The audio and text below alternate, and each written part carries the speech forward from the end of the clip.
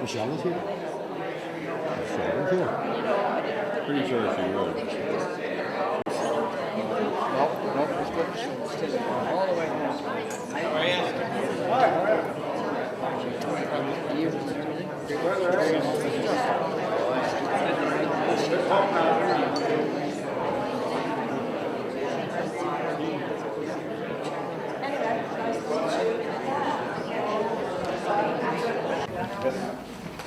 Well, I too would like to take the opportunity to welcome you here this afternoon, and we'd like to give a special thank you for Pastor Ben Summers for allowing us to use this facility today.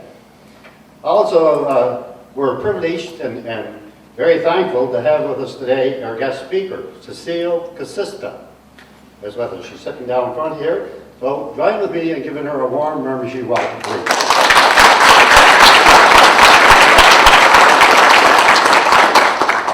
I will be speaking more on her momentarily, but at this time, I'd like to turn your attention to our head table.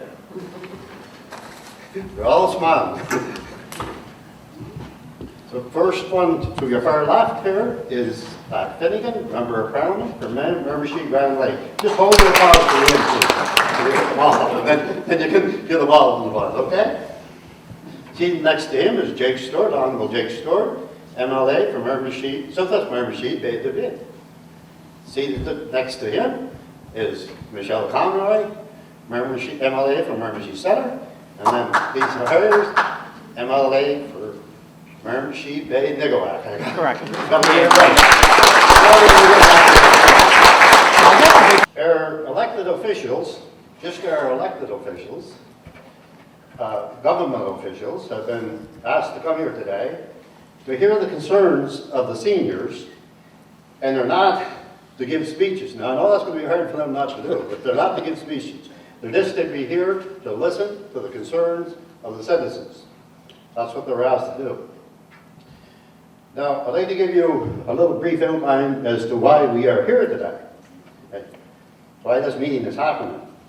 The idea came up after several discussions with other seniors from the area who have been expressing concerns about the continued rise in the cost of living in the province. We all know that even if you're not a senior, that everything seems to be on the increase these days, especially since the 1st of January. Some are most of you know that the disposable income of the seniors hasn't changed a great deal over the past few years. And it's nowhere even close to the cost of inflation. You and I know it's becoming more difficult all the time for some seniors to make ends meet. After hearing a number of complaints over a period of time, I decided maybe we should maybe dig a little deeper and try to address some of these issues that the seniors have. So it was a closed meeting. So a closed meeting was organized with about 20 seniors asked to attend from all walks of life. Now, it was an informal setting. It was just a brainstorming sort of a session. Like, it wasn't nothing formal about it. It was just a brainstorming session. And a lot of ideas and concerns was brought forward. But prior to that meeting, I was in contact with our guest speaker today, Cecile, and she sent me some info and facts and figures about seniors' concerns and their accomplishments that they, as a political group, have achieved, which I shared that night with the group. She also said she'd be willing to come to the Miramichi and to speak to give a presentation at a general meeting if we could put that together. So at the end of the meeting, the little meeting that we had with these individuals, the consensus was that we asked Cecile to come. And here we are today with Cecile. But there's something I want to stress and really stress. This is important, okay? So listen carefully. I want to remind you folks, this is not a political meeting. Again, it's not a political meeting. It's a meeting for the seniors and their concerns, and only for the seniors and their concerns. And should we move forward after today, if we can get a group together, a little coalition together, it would be a non-partisan group across all political party lines, strictly working on behalf of the seniors. Now, I said I was going to say a few more remarks with Cecile. Now, back to our speaker. I'd like to give you a brief introduction to her. From what I've learned, I've seen Cecile do a presentation before and heard her speak. And from what I learned about her, she certainly is an accomplished lady. There's no question in my mind. She's an accomplished lady. She is the executive director of the Coalition for Seniors, and also in the province, and also the co-founder of the New Brunswick Coalition for Nursing Home Residents and Rights. She is known in her community for her passion and dedication, representing the interests and concerns of seniors and the general public. She is a strong voice in her community, as well as around the province. Cecile has served in politics too, municipal politics. Cecile has served as a councillor for the town of Riverview since 2012. And I believe she's re-upping again this year in May, aren't you, Cecile? Yeah. Well, let's give her a round of applause for that.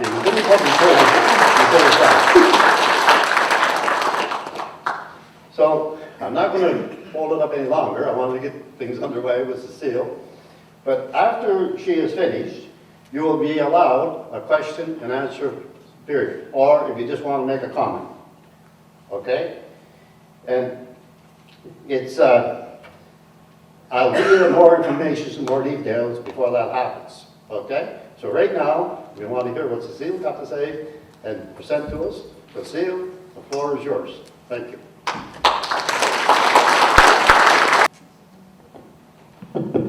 Thank you very much, Claude, for actually inviting me to come forward. And I'll just have to share with you that I was away on a bit of a vacation when he reached me, and he was very persistent that I actually reach him. And I said, well, I'm out of the country. But there was no giving up for Claude. He basically needed a commitment from me that I would come to Miramichi. In any event, I want to thank you for the warm welcome as well. I just want to go through a little bit just before I start, and I just want to say hi to Mr. Vickers. Him and I have been communicating via phone and emails, and so I'm glad that he's here today. I just want to also acknowledge one of our board members who lives in Bathurst, Phil Bess, if he's sitting at the back here. Took the time to be here today, so I welcome you here, Phil. We have 12 members on our board. We've been around since 2004, and we actually formed as a group basically to changed the minds of the government at the time, and Sean Graham government was the government that delivered the removal of assets in this province. So I have to stress that because that was very important. We spent 3 years working with that group to make that change. But later on in the presentation, we'll talk a little bit more about that. We are sort of nonpartisan, and we are the watchdog. We do not receive any funding from government, nor do we want to. We survive from our member groups. We have close to 100,000 members in our organization, and so I think that's very important. One other thing, if anybody's interested in the presentation, I can send the electronically to Claude, and he can share it with you.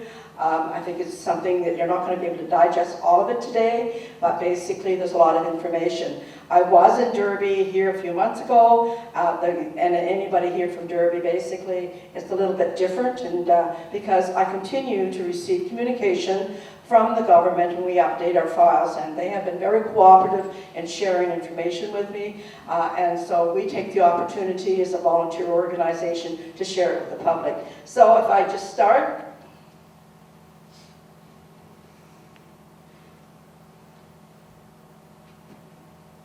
Okay, we have many challenges in New Brunswick. We have made a lot of gains, but we have a long ways to go. I'm going to be talking a little bit about the assets, bank accounts, and investments. We get a lot of calls, you know, does my bank account, do I have to disclose my bank account? What do I have to disclose? And I'm also going to talk about some of the changes that's happening with our assessment process, nursing home and staff, and our special care home, what it means to people in New Brunswick, home care, and of course the nursing home wait list, which I receive from government on a month-to-month basis. You know, it fluctuates from month to month. The highest it has been was in the summer months. The extramural services, I'm going to touch on their emergency room closure, and of course the paramedics, palliative care, and actually what the challenges are ahead for us. So first of all, as I indicated earlier, 2006, October 3rd, it was under the Graham government that there was an effective change to remove the bank account disclosure and investments, your house, and that was not taken into account. But then we got a real shockwave in 2015 when the Gallant government decided that they wanted to implement a similar program, and the coalition spent 6 months on the road, my husband and I, actually, and some of my board members. We traveled around the province and we convinced the government to change their mind. So all you're required to provide is income tax return, your T4s and your T5s of the previous 2 years. And in New Brunswick, we're the only province that is family income. And I'm going to talk a little bit about that further down the line, because in other provinces it's based on individual. The assessment process, I have worked very hard with some of the staff of social development, and the Ministry of Government, as well as all political parties, by the way, to convince them that, we have delays and delays of people languishing in the hospital. So we wanted to affect and take a look at a change. We believe that if you're in the hospital, you have your doctors, you have your discharge planning, you have your nursing, and once you become medically stable, why should your file be turned over to social development? So in the process, and in December it happened, I can say the date, December 9th, I met with the Premier, some of our board members, and we were really feeling good that right now social development, Department of Health are working together to change the assessment process over to the regional health authorities. And my understanding is to be completed by April. And it's important that we keep a very close eye on that, because people do want to live in other facilities. They don't want to live in the hospital, but if they have nowhere to go, they have no choice. So hopefully that will come to virtue for us, and that we will have the very beginning. Now, social development will continue to monitor and license all these homes. It's just the assessment process which will be done.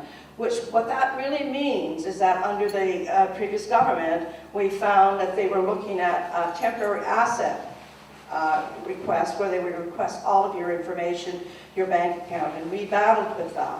We struggled with that. We believe that anything that you have is not income, that it should not have to be disclosed. And so under this new process, I'm given to understand through the Premier that that will not be one of the requirements. However, having said that, you'll see down the road why we're looking at having some changes done to the daily fees of a nursing home. In 2000, seniors, the department basically, it fell under health. We as advocates are lobbying for that to go back under health. It has not proven to show any improvements under the social development department. In other provinces, all of seniors' portfolio is under health, and we believe that's where it should be. So that's a big piece for us. So we were very pleased to see that the government at least recognized that the assessment process will be done under the health authorities. And I just want to note that our healthcare system in the province is fragmented in many, many ways. And so, when we have extramural ambulance New Brunswick, we have it's all piecemeal and carried out by different agencies. Our home care is the same way, and it needs to come together. The nursing homes in this province, there's 62 of them, not-for-profit. They have independent boards, and they're under a Not-for-Profit Companies Act. We have 7 private nursing homes, which is Shannix, for a total of 69 homes in the province. The daily fees of $113 per day was changed in 2014 by the Alberta government, a 65% increase. And that is really creating a huge hardship for many people, and that they can't afford it. When the person goes into the nursing home, the person at home is left very little. And so they struggle. So that shouldn't be, and that is why we're advocating that it should be done on individual income and like other provinces. The government, and that's the government document that I have in my package, still maintains that a fee in a nursing home is $250 per day. That's what they look at in terms of workers' comp and all the other expenses and labor. We don't agree with them, and when we look at other fees across the country, they're much, much, much lower than New Brunswick. So we have a long ways to go, and we have to work closely with whatever government's in place to be able to convince them that we need to look at the best practices. Nursing home staff ratios is underway for change. It is a bit of a concern to us. Some of the nursing homes are pushing back and saying, we are not going to change. Under the current system, we have 20 nurses that are registered, licensed practical nurses of 40, residence assistants 40, which is 2.5 hours of care. Under the Graham government, the hours of care went to 3.1, but some of it was actually clerical work, and we're looking for more than that. We're looking for 4 hours of care, bedside care. The new ratio, and some of the nursing homes have signed on to accept that we'll have registered nurses 15, licensed practical nurses 20, and the resident assistants 65. These are not medical professional people. We are concerned about it because we know that medical professional people can recognize changes in someone's condition, and we believe that we need more medical staff on duty. So we're at 2.89 hours of bedside care, not a lot, and we believe that there should be more. These people are very fragile. They basically, bedridden for the most part. They need to be able to get up, and we need to give them quality of care, respect, and dignity. Someone in a nursing home gets to retain $108 a month if you're subsidized by government. And that hasn't changed since Graham government was in. They made a substantial change. It used to be around $80. $108 isn't a lot of money. But anybody in a nursing home does not have to pay for their prescriptions. And that was at the will of the Ombudsman, Bernard Richard, at the time when he did the report in 2004. And so your prescription drugs, so your Tylenol and that, you must pay. You will receive as a resident subsidized a health card, which covers your eyeglasses, your hearing aids, and other health supplies. You are eligible for your GST, and also anybody that's going into a nursing home, if they're low income, they should apply for the GST, the supplement. Okay? Many people don't do that, and they should. That gives you other benefits in the province. So if you are under that subsidized, you could get the $400 benefit from the province. You get a reduction if you're with Blue Cross. There's many things that take place. The government subsidizes these 62 nursing homes to the tune of 100%. So we say, if our tax dollars are going there, we need to look at an affordable rate for our elderly residents. We have 4,100 workers and nursing home staff, and there is about 300 staff shortages, and there's a huge strain on our staff and challenges to provide high quality of care. We know that there's a high turnover, and we need to basically, challenge that, continue to encourage more staffing, and improve the conditions of the people and the residents. The care facilities, and this is a document from Social Development. Adult residential facility is $66.98. That's how many beds they have, and the private pay is $607. So the government subsidizes $6,091. The nursing home, there's 4,792 with private pay $690 and 4,102 that are subsidized. And those numbers change from month to month, but that is the recent data that I received from Social Development. Now this is the January nursing home wait list. And I know you can't see it, but it does identify in Miramichi we had 42 on the wait list and 13 in the hospitals. But the total waiting to get into a nursing home is around 715, with 421 in a hospital. So if someone's languishing in a hospital bed, it's costing us, not the government, but people, the taxpayers, to the tune of between $800 to $1,000 a day. So we believe that there's alternatives to moving these people into other facilities like special care homes, and I'll talk about that. Special care homes in this province are all private.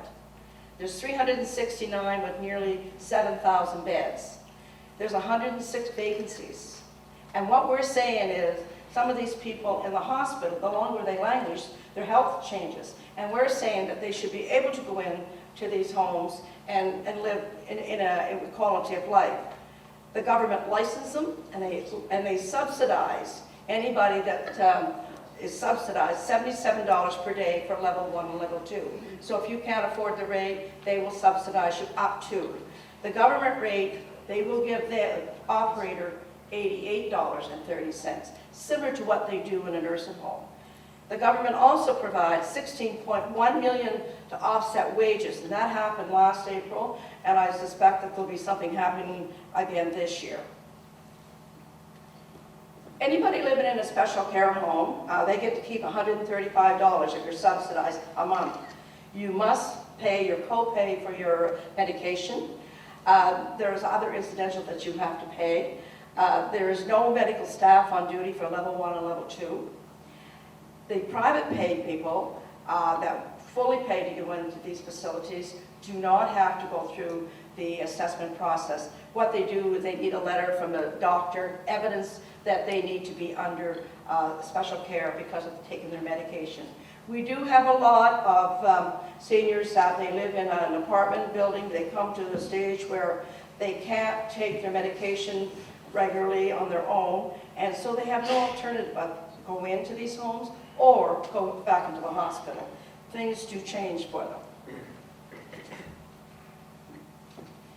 We have 35 memory care beds with level 3B and G, and actually 3B came in effect under Mike Murphy and I think it was Mary Squire, the Graham government in those days. And it has expanded to 3G as well. These are for people who are confused, dementia and Alzheimer's. And we do have lovely facilities, and they require medical staff. The memory care beds are subsidized up to $83 per day by government, and the operator gets $142.50 per day. And the daily fees are not compared to the nursing home. All special care homes can charge whatever they want. And we believe they do provide the service a lot like nursing homes. And I've talked to many special care home operators, and they said if they would get the same subsidy rate that nursing homes get, they would basically agree to not lock in or not to increase their rates. Some of these homes charge $6,000, $5,000 a month in the mountain area. Now, if you go to up north and towards Edmonton, Grand Falls, and maybe Bathurst and those areas, they basically will look at they'll accept the subsidy rate of $77. But that still doesn't leave you a lot, because we have close to 58,000 seniors in this province that are low income. So, there's a hardship here, okay? And I know that they indicated earlier talking about the livable wage, and, all of these things come to play. Our home support agencies, they have agreements with the Department of Social Development. And I spoke to some of them. They said, well, we didn't negotiate them. We were just asked to sign the agreement, and that's been signed for some time. The agencies received $20.40 an hour, 45 cents an hour, and that was April of 2019. The home support workers, if you work there for a period of time, is $14.80 per hour. Depending if you were new coming in, you may be at minimum wage. There is a huge turnover of staff in home care, and we've been asking for more resources to go into our home care so that people can stay in their homes longer. Many receive no benefits, and they receive insufficient hours. They work under stressful conditions, and there's 49 agencies. There used to be around 55, and that has changed. So we have the jewel of our province, the extramural program. It's a program that was designed to keep the seniors and individuals out of the hospitals and out of nursing homes. And it actually only works if the doctors make the referral. And we think that should be relaxed a little bit. Some doctors may want to not, say, well, it's time for you to go. I think it needs to be relaxed and allow people to have that service. The registered nurses, they work 24/7. And it is an alternative to going to a nursing home. But at this point, I'm told that the extramural nurses are working long hours and lots of overtime. They're stressed out. And so how long can that continue? You know, and this is why we have so many in the hospital. One said to me, you know, I would love to keep them all at home, but I have to send people to the hospital because we just can't look after them. We are at wit's end. Extramural program, very dear to my heart. I lobbied extensively when this was being privatized, and I continue to do it. Because I believe that it belongs in the public sector. I believe our healthcare should not be fragmented. So it was privatized a few years ago under the government, and I traveled around the province. I was in Miramichi when they did the presentations and spoke out against it. Many other people spoke out of it. We were not successful. So last year, I think it was last year, the Higgs government was reviewing this contract, and you know, if there was any flaws or they didn't meet certain targets, and he had said that they would turn it back. Well, the baseline was 248,886, and it dropped nearly 7,000. They didn't meet all the targets. This target they didn't meet it. And they continued, and they rescheduled or re-signed the contract. We are most upset about that, and we believe that the government of the day needs to go back to the drawing board. This is where much of our money is being spent. 74 million over 10 years covers salaries and other expenses. Now, they tell us the extramural staff are provincial employees under the deal. But there's a reward to Medavie, and Medavie gets a reward which is not acceptable. We have a crisis in our healthcare system here, and we need to seriously look at it. 2.6 million a year for administration costs, but 1.8 million to meet the targets to Medavie. That's shame on them. It's unacceptable. That's our tax dollars, and I think we need to continue to remind government of the day they need to revert that back to where it belongs. I want to talk a little bit about the emergency room closure. So, just recently we had an announcement that we were going to have these 6 hospitals, Sussex Health Centre, Sackville Memorial Hospital, and Surgical Service would close and shifted to Moncton. You know what that's going to do when you move from one area to the other. There's congestion in Moncton as it is. We have the Hotel Jura of St. Joseph in Perth Andover. We also have the Stella Marie de Kent Hospital in St. Henri de Kent, Faisal Hospital in Caracat, and the Grand Falls General Hospital. Huge hospital in Grand Falls, by the way, 21 beds, and I'm familiar with that. I'm really familiar with that. And so they were going to be looking at closing the ERs. Created a lot of controversy in the community. And they were also going to look at repurposing 120 acute care beds, convert them to long-term chronic health care. And I was very upset about that, because we had the long discussions with the Premier, not the Minister of Health, but with the Premier in December, looking at moving people into special care homes so that they could have a quality of life. Now we're going to be looking at moving seniors into these hospitals and closing down the ER, mainly for seniors awaiting a nursing home bed, so we don't have enough workers to service all of these nursing homes. We've got 30 beds empty in Sussex. We've got beds open in Hamilton. They're all over the province and in Moncton. And yet we're saying we're going to open up these long-term care chronic beds waiting for home placement. And also we were going to accommodate mental health services. Well, you know, we took a serious look at this, and we said, this can't go. How can you make a decision without consulting, meaningful consultation with the communities that people live in? So does it really mean when we shut down these ERs that if there's no fires in those communities that we get rid of the fire department? Does it mean that if we have no crime that we get rid of the RCMP? There's a lot to think about. And I know that, you know, I played a big role in being in media and talking to people. What should we do? People really want to be part of the process. And I know that we need to look at fixing it. But let's put in place our nurse practitioners. Let's see how our billing numbers are working. Our assessment is working. I thought that the government was taking on far too much and they wouldn't deliver. So I think it's important that we keep that burning. Now, it was interesting to know, we didn't know about this report. In 2014, there was a plan to close 8 ER, 8 of them. So there was the 6 that I already mentioned, plus St. Stephen, Charlotte County, and Waterville. It didn't come forward. Why? We don't know, but we know that there was a huge controversy in 2015 over seniors' assets. So there's no way that they wanted to come forward and bring out that report. It had never lived. So we need to be the real watchdogs to keep an eye on this.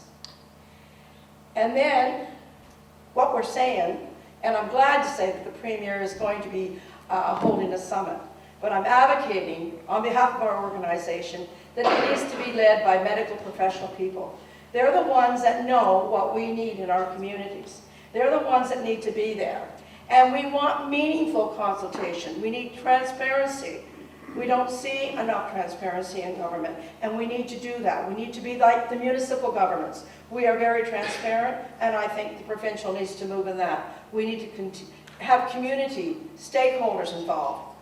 I know that Horizon did hold an event of consultation.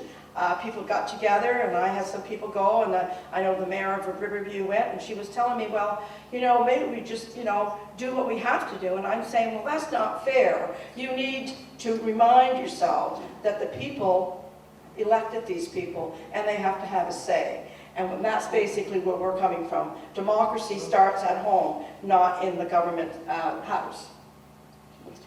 So recently, and I spoke to Minister Fleming about this, and we're still having a discussion, but I wanted to put this out to you, dealing with the paramedics to actually do palliative care. So right now we have extramural nurses that are empowered and provide personal care.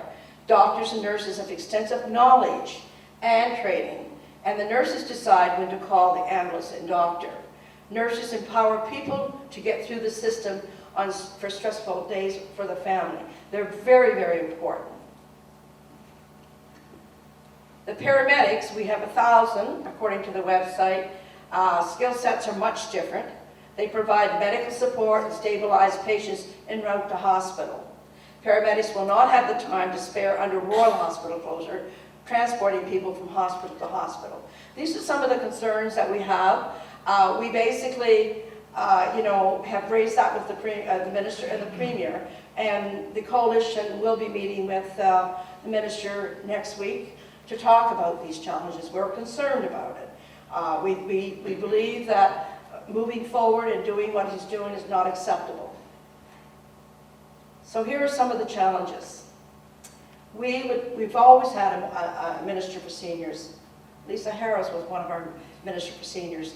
And we need that. We need to be able to consult with our Minister for Seniors. The highest population is seniors in this province, and we don't have a Minister for Seniors. We basically are looking to increase the comfort allowance in nursing home and special care. 106, 135, not acceptable. We are looking at the enhancement of the ombudsman's role in investigate all complaints. If you have a complaint right now and you basically gone to the ombudsman, he cannot go and investigate your complaint if it's not tied to social development. He will go to social development. That's not acceptable. He or she should be able to go to any and investigate and report back. It should be very independent body. That's what we're looking for all complaints. So we have some challenges in our nursing home daily fees, and we're saying there should be net income and on an individual. And it should be like other provinces. Why are we so different? And I think it's important that we look at that. Long-term care services, the jurisdiction of the Department of Health. It used to be there. It needs to go back there. And establish a long-term care act, accommodate all policies. And that started with Sean Grain, but never did actually come to virtue. But that needs to happen. We need to have an act that basically outlines all the policies and regulated by the politicians, not by the department. The politicians should have a say. Extramural and ambulance services should be the responsibility of government. We are the taxpayers, and we're saying it needs to go back to the appropriate department. So these are challenges, folks. The senior file transferred to the Department of Health, and right now it's under the social development, and basically social development works from 9 to 4. The health department works 24/7 under health, our hospitals. We want to accommodate seniors in hospitals to special care homes, and this is extremely important because we've got 1,000 vacant beds out there, and the government's subsidizing these special care homes as well. So why can't we work out an agreement?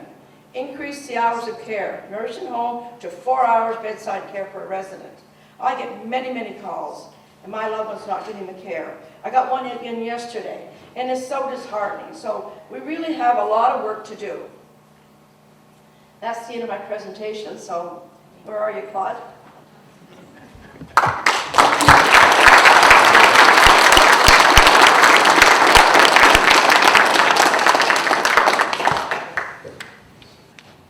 Thank you so much, Cecile.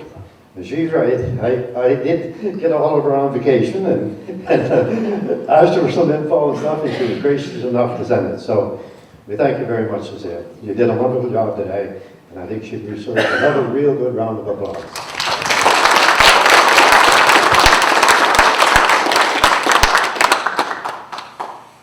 Now, we're going to come to the part of the meeting to question and answer session, and if you just want to make a comment, you can do so. I will do that. My name is Darrell Tozer. I am retired clergy. I've been in church work for over 50 years. I've been in nursing homes thousands and thousands of times. I had 3 relatives die in a nursing home, my grandmother and my mother and my father. Here is the question that I have. All that I'm asking is based on my personal observation, not on hearsay or stories from anyone else. When is abuse in the nursing homes going to stop? Abuse is terrible. I have seen it with my own eyes. I know what I'm talking about. If you want names and dates, I can do that too, which I don't want to give, really. But when is it going to stop? I'm very concerned about it. I'm a senior myself, and my wife is sick and waiting for a nursing home bed. And it scares the devil out of me to know what she may be going into. When is it going to stop? Who is going to address this? And will it be more than words? Will it really stop? I find that oftentimes many of the people who we elect as politicians, we elect them because they're popular. We need people who have expertise in knowing how people should be cared for. So is there somebody who would like to address that question too? No, I'm more concerned about that I get a real answer. I've already spoken to social development about this. They listen, and then they switch the topic and go to another subject. Thank you, Mr. Dover. Does anybody want to volunteer an answer? Just one. Thank you. Very good question, Mr. Tozer. I know that it has come up in meetings in the last couple of months. My understanding is right now some of the complaints are directed to the Ombudsman's office, some of them are directed to social development, some of them come individually to MLAs or mayors or whatnot. But what I'm going to do is I'm going to go back and find out exactly what's going on right now on that topic and where the complaints are to be taken. I can do that for you, but I don't have exact knowledge on exactly, because I think that's why I think some of this talk with the ombudsman's role, and obviously it does need to be extended because of the situation like you speak of. But I appreciate the question, and I will look into it further, and I'll get back to you. I'll get your number before I leave here today. Thank you. Thank you, Mr. Stewart. Can I follow that up? If it doesn't stop, can we go public with this? With the abuse? So every complaint that social development receives under adult protection is looked at very seriously. There is a 1-800 number where you can call and tell them exactly what's going on, and it will be investigated. And if you want to share any of that information with me, I most certainly would look at it as well. But that's one thing is if social development has the complaint, it needs to be looked at, and it is looked at very seriously. Same as we have child protection, there is adult protection. And senior abuse is absolutely unacceptable.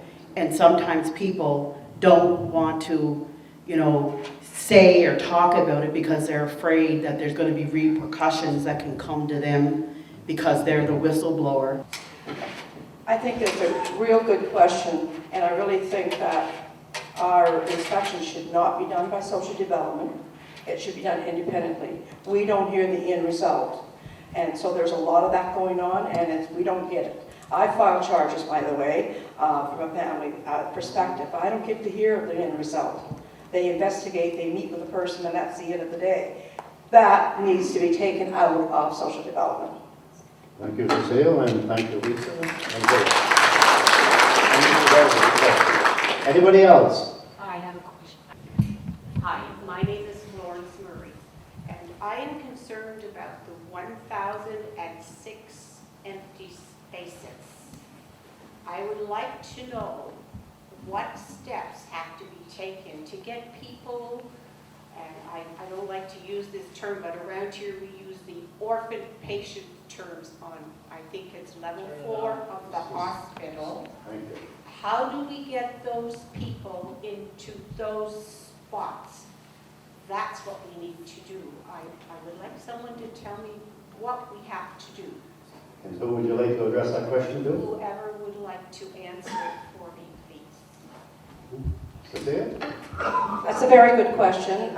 You should know that all special care homes in the province are private, and we have been advocating to have that changed. The costs in those homes are very, very expensive. People can't afford to go there. They're anywhere between $4,000 to $6,000. They don't accept the $113 a day. It's far greater than that. It's a great question. Government needs to regulate special care homes so that it's affordable and people can afford to go there. Good, thank you, ladies. Now, somebody else with a question or a comment. Okay, my name is Cheryl Stewart, and I hope to keep this 5 minutes. I want to thank the speaker. It's wonderful to hear what you're doing. There you are. It's wonderful. It's wonderful. Okay, yeah, okay. Usually have a loud voice. But I have to say that I hope I'm not going to be too stressed out by all this. But the thing is, I believe in public health care, and I do understand. I found out lately that the reason we have public health care in Canada, and I'm not trying to take political sides at all, but that there was a bill passed in '70 during the FLQ crisis. Pierre Trudeau passed it, and we have public health care. And I have reason to believe in it and to believe that it is doable. And I'm a senior now, and I am concerned about things. But I also heard quite a few years ago that there were a lot of people in Canada that did not want public health care, and that they felt the first province to get rid of it was New Brunswick. And it concerns me because I love this province as I love this country.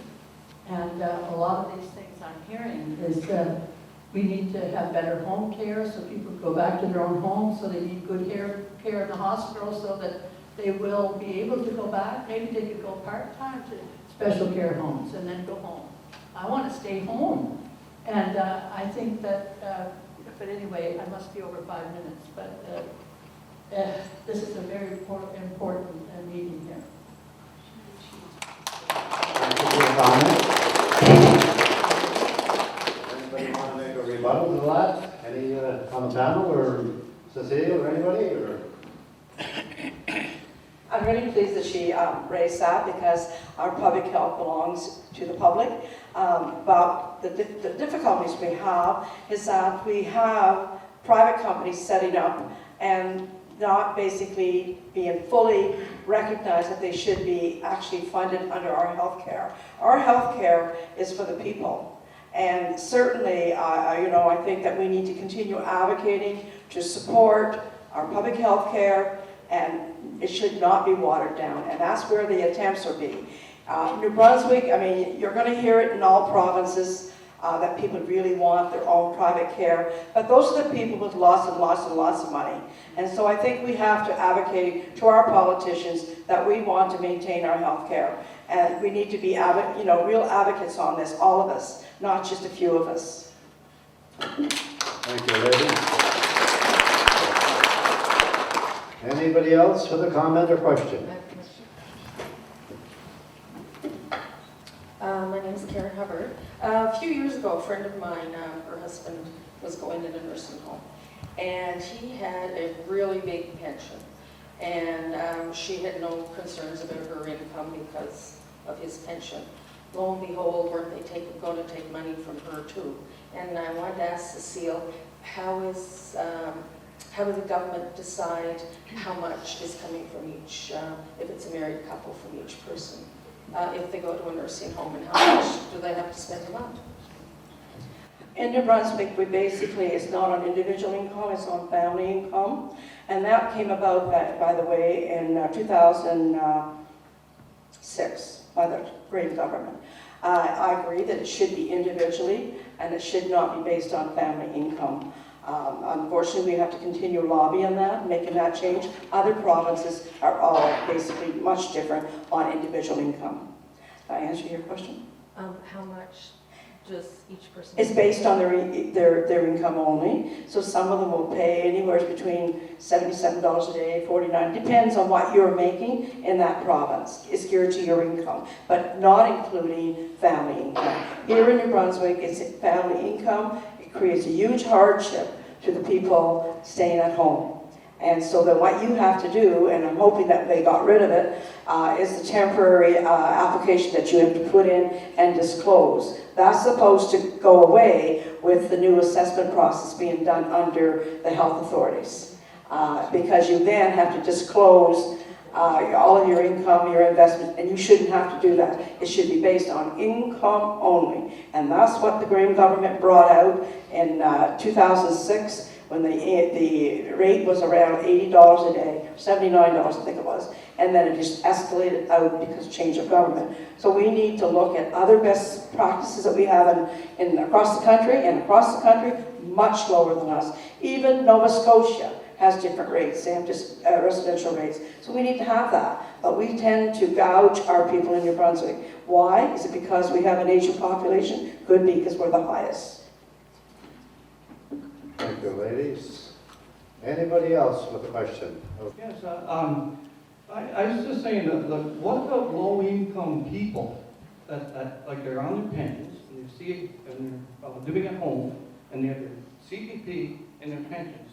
Now the taxes are going up, the food prices in stores are all going up, and people are stressed out because of this, because fuel costs and things for their homes. Oh, what are they going to do about these people? There isn't sufficient amount of income for low-income people in this province. And I address that to anyone on the panel. Alan? Thank you, Beth. Well, thank you, Mr. Stewart, and of course, thank you for inviting us today, because that's where we get our information. I'm really happy to be here today to listen to it, mostly listen, and getting back to your point,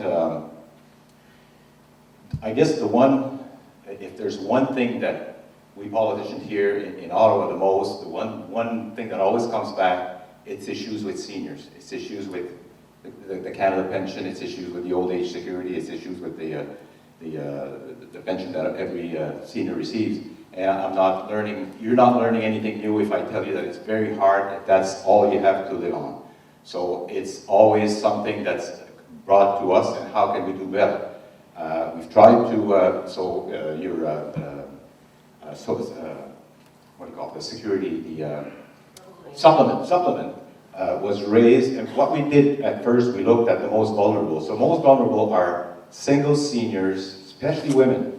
I think it's up to 80% of women that are living alone. They're the most vulnerable. So we've increased the supplement for everyone, single seniors, but also for women over 75, we've increased that amount of money, because you still have to pay the same amount for the lights, for the heating and everything, your insurance to maintain your home. So that's what we've looked at. Also, As far as income, we've increased the threshold that you used to be able to earn maximum $3,500 before your guarantee supplement was affected. We've raised that to $5,000 so that you can earn, if you're able, you can earn a little bit extra money before that supplement is being taken away.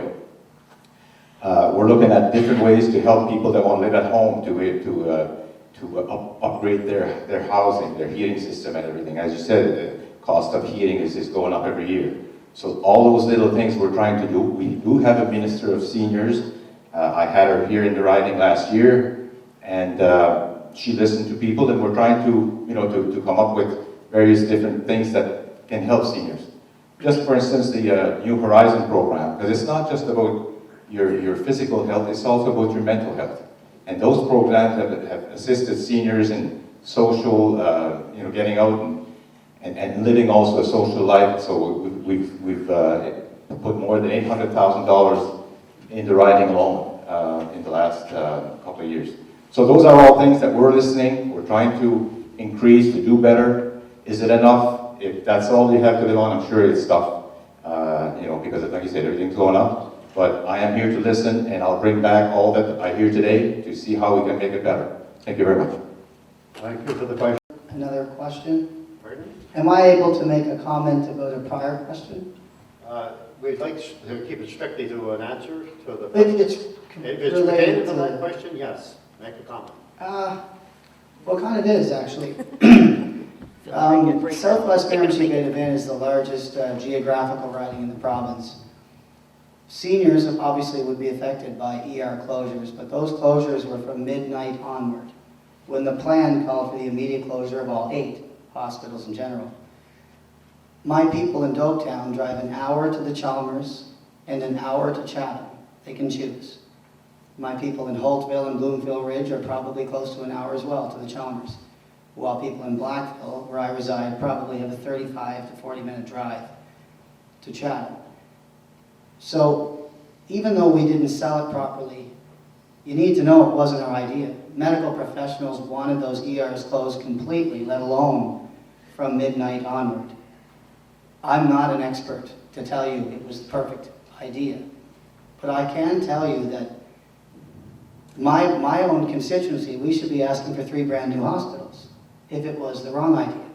Because Excuse me, Mr. Stewart, the question was about the seniors' yeah, disposable income. I'm getting there.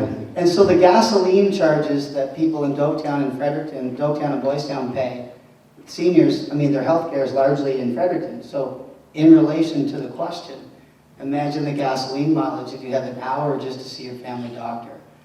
So there's a lot of things coming up in the budget that are really good for seniors. I can't tell you because you're going to know in a couple days anyway. But I want you to know that we took seniors and disposable income into account, and I hope that you'll be happy with it. Sorry for reverting a little bit, but I just wanted to tell you there is a cost to driving really far, like a lot of my constituents do. I think Well, I'd love to respond to it. I don't see any specifics that the minister, obviously, he is a minister, is related to, and I guess we won't know until the budget time, but it just seems that our seniors are always put back. We talk highly about them, but at the end of the day, they're pushed back. They're at the end of the burner. So I think we need to be very, very specific and help our seniors. They're the ones that built the country, they built the province, but we forget about them when it comes to politics, and I don't think that is a fair application for our seniors. So I welcome what you're saying. You can't be very specific about it, but I can tell you I'll be watching very clearly. There needs to be a whole lot there.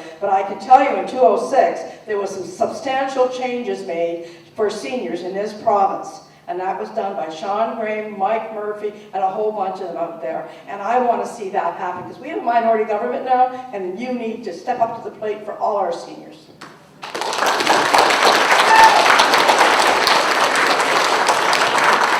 Thank you all for the... Hello, my name is Bob Taylor, and I have had mothers that went to the hospital as well as on, and others, and the wait time is just kind of ridiculous when we went to the hospital. And you mentioned, Cecile, a little bit about nurse practitioners, and I really think that the nurses can play a larger role in healthcare of looking after emergency cases that come in the hospital that people really just want. They're in a crisis, and they really want care, and they want it right away, and they want to know, and they don't want to sit there and be infected with, well, who knows what, they want to go home. So anyway, just, if you could speak to that, and maybe Mr. Jake Stewart could speak to it too, is what's going on. I have a second question too, Rose, and if you wouldn't mind, I'll just present that now. Access for people that are seniors to hospital facilities, or not hospital, bathroom facilities and that kind of thing, and ramps and that kind of thing. We have a little community place at home, and we're kind of waiting for some funding to make some renovations, and I know Mr. Finnegan his government had canceled it last year, so I'm just wondering if that's going to be back on the table this year. Thank you. Thank you for the question. Cecile, you can answer, and then Mr. Stewart. I can respond to the nurse practitioners. I welcome them wholeheartedly. We have nurse practitioners traveling from Riverview in my backyard to Miramichi, because they actually should be working in the Moncton area. We welcome them. They should have been on the agenda a long time ago. We should encourage them. They work hand in hand. I don't believe that they should be placing them in hospitals. I think they should have their own clinics and work with the various doctors. But that's just my line of thinking. We've got between 35,000 to 45,000 people without doctors. And these nurse practitioners would really enhance our medical system. And we need to push for it. And as far as the hospice, I think it should be fully funded by the government, no question. We don't have one. We're fundraising in Moncton. I guess I'll forget where I live every now and then. But we're fundraising, but we basically need to make sure that that is supported wholeheartedly by the provincial government.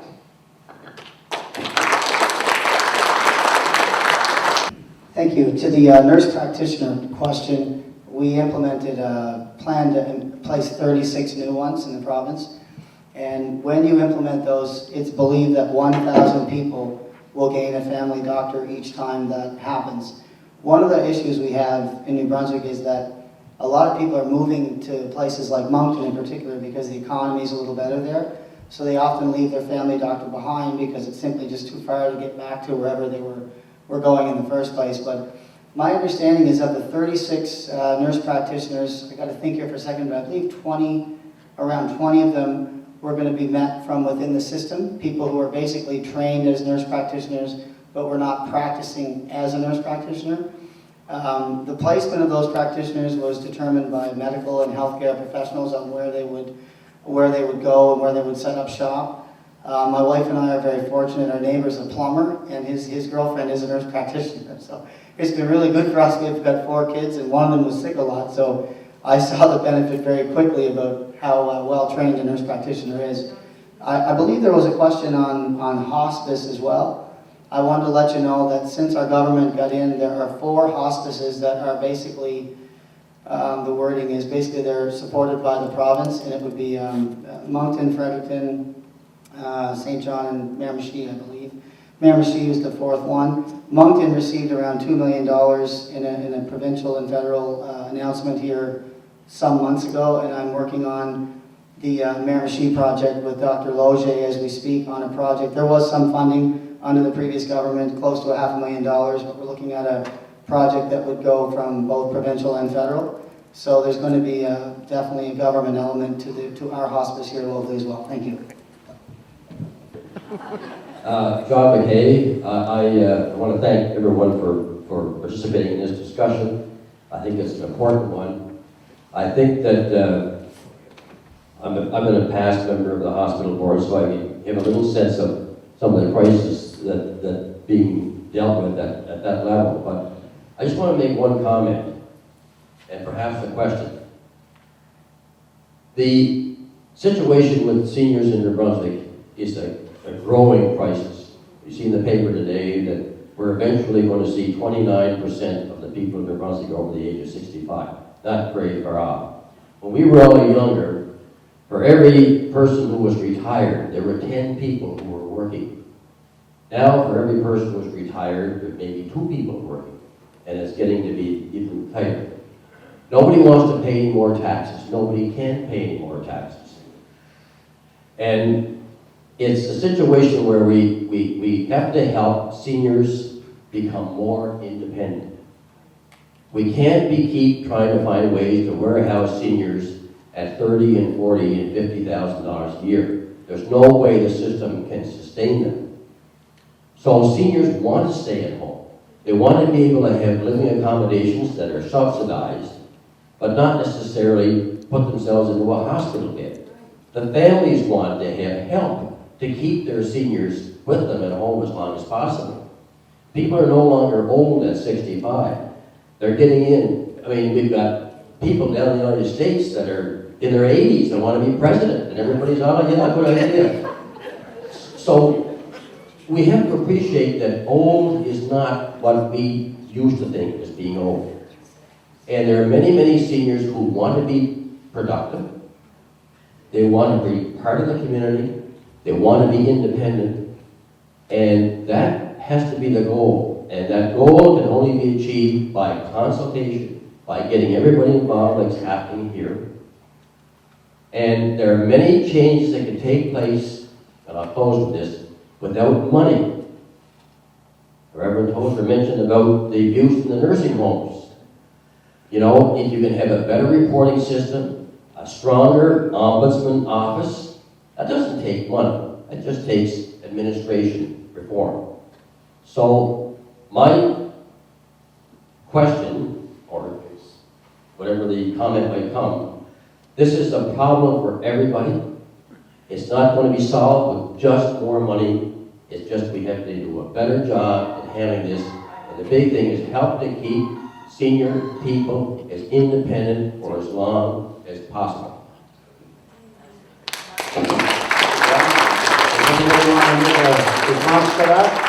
And in line with that, the federal government has invested in New Brunswick $75 million as a pilot project. This pilot project, any small community can apply for it. There's still funding left in that project.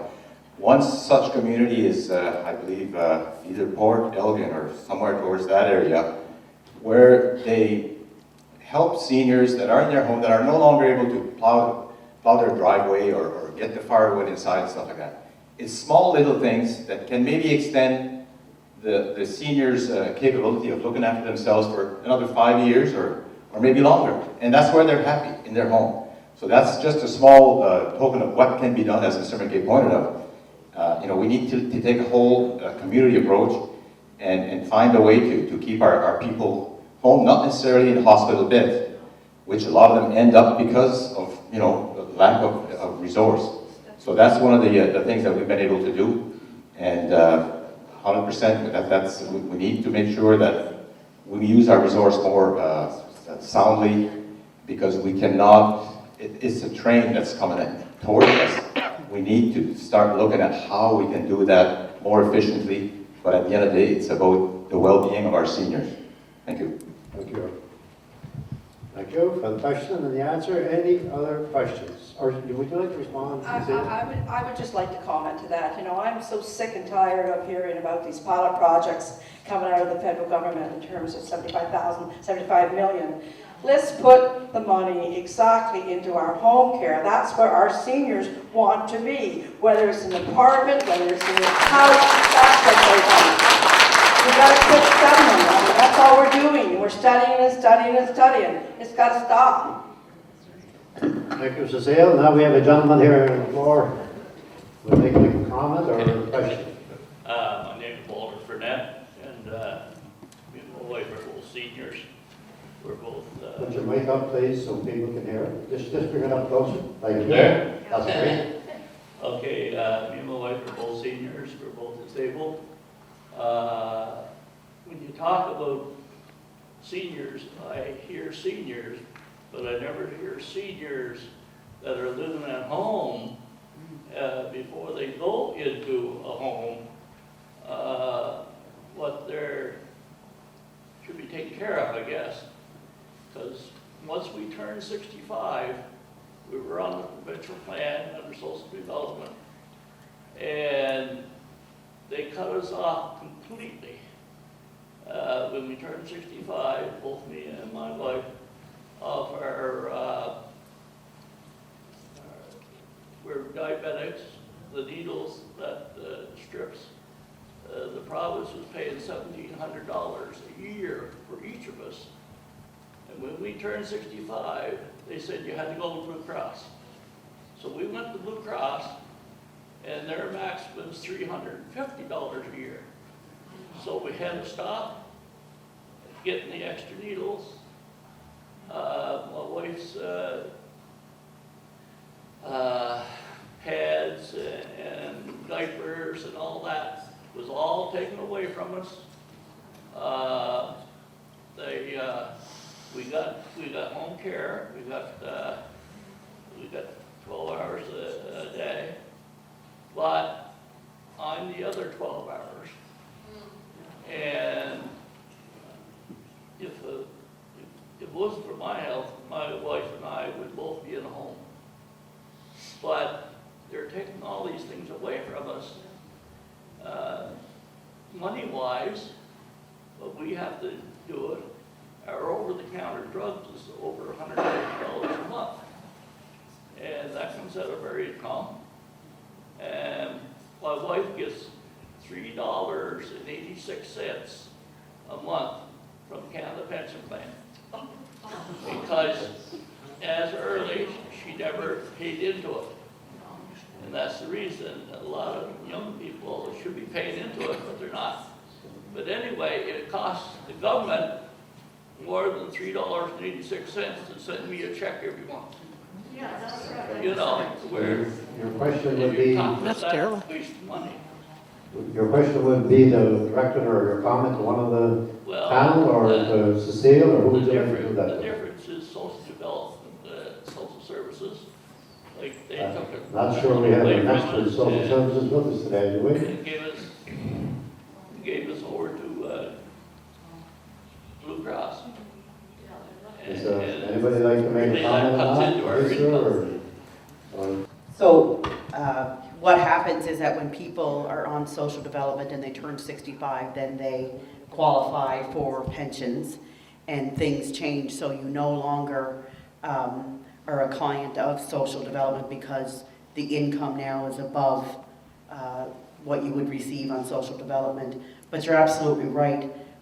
That's what happens. You may be getting a check from somewhere else, but it's still not enough.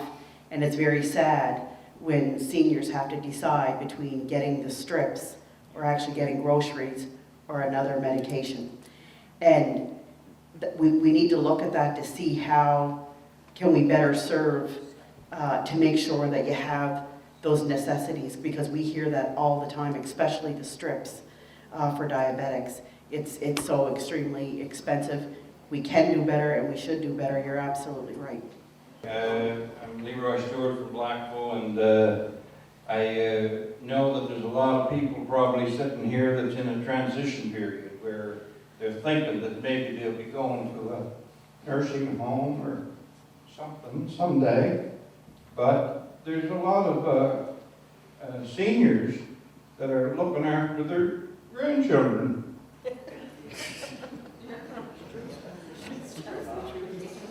And they can't let them go. And there's all kinds of things that under the old system that we used to have, not the socialistic system, but we used to strive for someday being able to look after ourselves. That's not so anymore, because when we get to that position now where we have to depend on this socialistic system, it's breaking down. You have a question for one of the panel? Well, I just wonder, is there counsel for seniors? Because there's a lot of people asking a lot of questions, and I wondered if there's counselors to help seniors in this transition period to try and make decisions on how do they move from one situation to another. Thank you, Leroy. Does anybody would like to comment on that? You get to that point in your life and you don't know where to turn, and that's why we need senior advocates that could work so that you know exactly where you could go to ask the questions to help you be able to even fill out the paperwork that's available, because there's many different programs available, but it's really hard to figure out where to find those forms to fill out to receive some benefits. And a lot of seniors don't realize that there are benefits available, and that's a great idea. And I'm hoping that your committee gets together, and that is something Cecile does a great job with, is advocating for things such as that. And if the local chapter gets going here, continue to meet with all of us, and we can push for stuff like that. That was a part of our plan with the senior advocates. We were hoping to put those in place so that it'd be a one-stop shop, because we have many people that are not capable of having the literacy capabilities to understand and to read and to write and to even understand their pill medications, what their dose is supposed to be. And what happens sometimes if we see one spouse pass away that looked after all of that stuff, then the other one can be left really not knowing which way to turn. And I think that's a great thing. You brought that up today, and I'll be bringing that back to make sure that there's something about that in our next platform. Thank you very much for the question and the answer. Time frame here, we want to try to wrap everything up by 3. We have a little more new business, but we can take, yes, Mr. Sulliger, we can take maybe, let's say, 3 more questions or comments, and then we'll have to close it. Yeah, I'm not a politician, or I don't want to get into politics, but I got a question for whoever wants to answer it. I got a 97-year-old mother that lives at home, and I'm quite sure that nobody in this room wants to go to a senior complex and be all alone. Now, if the government thinks that you can survive on the pension that they give you now, it's unbelievable. You will get a raise in your old age pension for a few cents. If you go to the grocery store and you come to figure out that climate change took another turn to the left or the right, and the little bit that you do get costs you twice as much to get there. Now, to me, that don't make sense. I went out to Alberta in 2006, worked my ass off, 7 days a week, and I was 60 years old when I done it. I worked 7 days a week, 16, 18 hours a day, in the mud, in the dirt, paid big income tax, and at 65, I should have retired, which I didn't. I kept working until I was 72. Okay? From 65 to 72, I never got no break in income tax, still paid the same thing, so I comes home. I had a Class 1 license when I left Alberta, had a medical, had them renewed, come down to New Brunswick, walked in here, you gotta have a medical. Well, I thought, by the way that they talked, I was going to have before operations. So they said, well, no, you can't have it. Well, I said, that's fine with me. I won't drive a truck anymore. I'll just take my pension. 2 years, I never got my pension. So, from 65 to 72, I paid the pension. Now, what I have to say about the politicians, I don't care if you're what side you're on, how would you feel if you were put out, you got your pension, but they say, no, you can't have it. Now you stop and think of that one. And for what you give the people on pension today, an old age pension is a disgrace. When you can give $50 million to a credit card company, or you can give $50 million to Bombardier or some other company that don't need it. Log books for fridges. So your question is, Leland? I mean, this is totally ridiculous. And what happened is the politicians over the years, and I don't care what side you're on, threw the money away. Yes. To give it to other countries that don't need it. Now stop and let that sink in. But you have a question, Leland?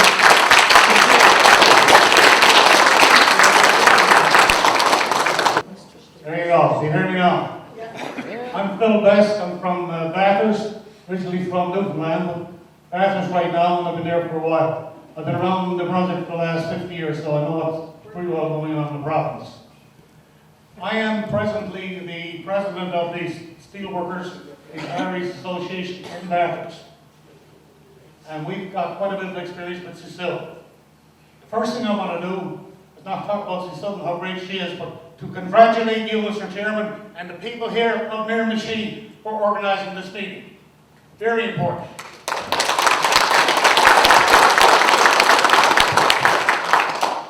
We will use, and we are still using, Cecile as our vehicle with government. She's well equipped. She's got it up there. She knows what to say and when to say it and who to say it to.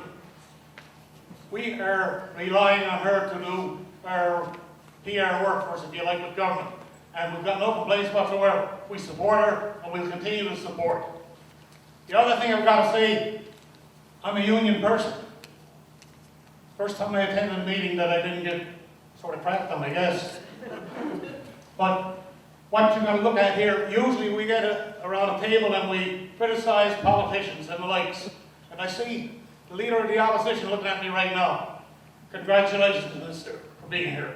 And all you ministers. You're here to listen, and this is the right forum. You guys are doing the right thing. Keep it up. First of all, I want to thank everyone for all the great questions. I was very pleased to come here. I know that Claude twisted my arm and pleaded with me to be here, and I said, well, we'll have to see what we can do. I just want to encourage you to stay tuned and keep connected. And actually, you know, we should be lobbying the government. It's a minority government, and we've got to keep the pressure on if we want to have effective change. You know, we have to look at that, you know, and keep an eye on the budget when it comes out. I'm going to be there. I'm going to be there echoing for the seniors of this province. I know that I'm a politician from another hat, but when it comes to the seniors, you're very dear to my heart.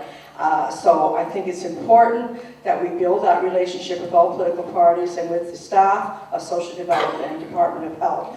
I found that I get more mileage when I can work with them. I'm not going to always agree with them, but I can tell you that it's important that we do that. We are the Asian population. We're the highest across the country, and our voices need to be heard. Thank you.